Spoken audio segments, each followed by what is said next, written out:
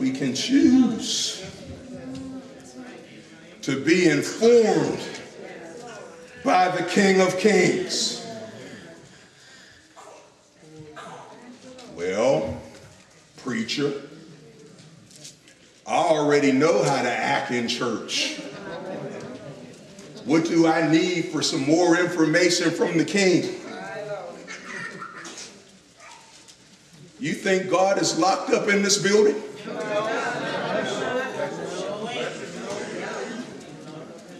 God knows about algebra. He knows about geometry.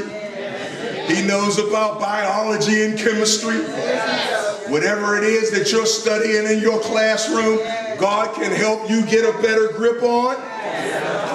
He knows where the jobs are. Instead of just going and knocking on doors and filling out applications, try asking God, Lord, direct my steps. Show me where the opportunity is. Lead me and guide me. Because I read you can open the door, but even the interviewer can't close.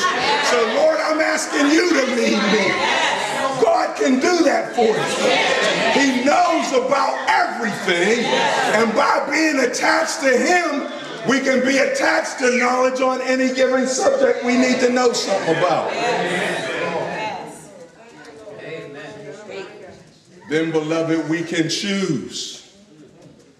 In verse 16, the fear of the Lord, or we can choose trouble.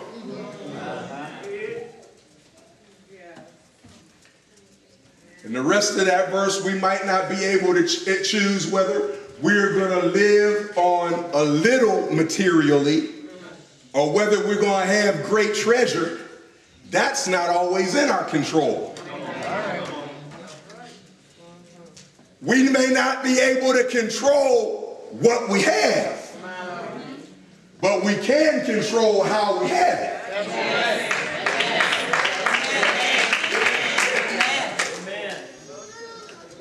We have the privilege, the ability, the responsibility to choose the fear of the Lord.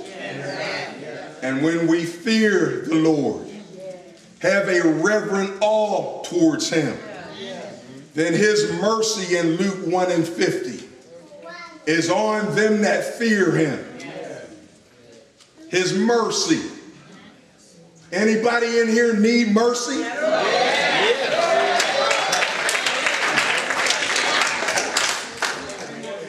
It's because of His mercy that some of us didn't jump off a bridge.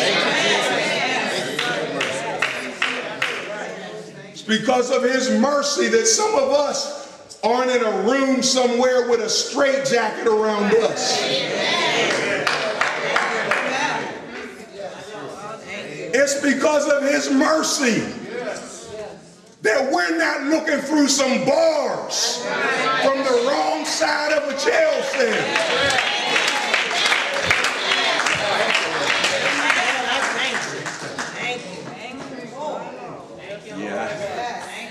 I know where we are. We're in church right now. But some of y'all know that the only reason you're not on the other side is just because you didn't get caught.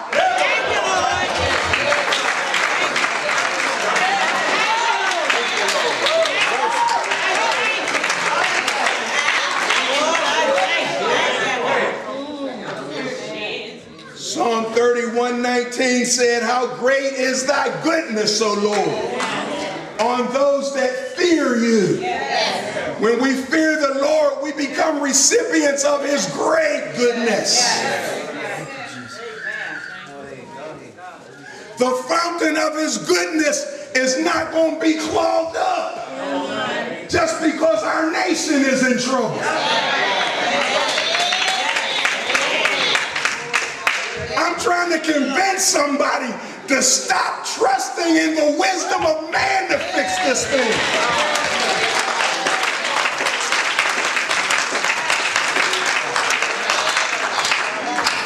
It might be 50 years.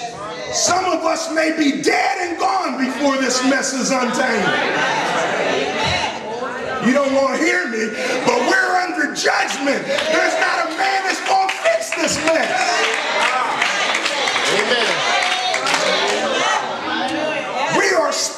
spiritually sick. And only the spiritually well are going to survive and be able to do well in the kind of atmosphere we now have. You got to make up your mind you're going to choose the reverent fear of the Lord. That you're going to do right even though the stuff around you is wrong. That you're going to walk in the narrow way. That you're going to put your hand in God's hand and help Him lead you all the way through.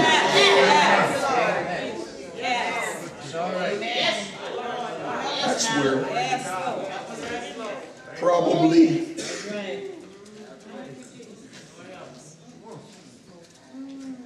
the biggest mistake that is common to our times takes place right here. And I'm going to call it misplaced fear. Matthew 10:38 tells us, or 28, that the problem that a lot of people have is being afraid of the wrong thing or the wrong people. That's right.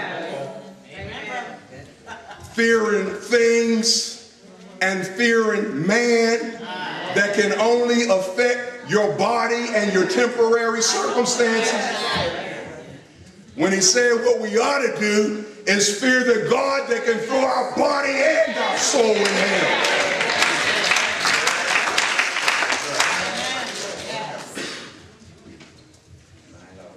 Misdirected fear.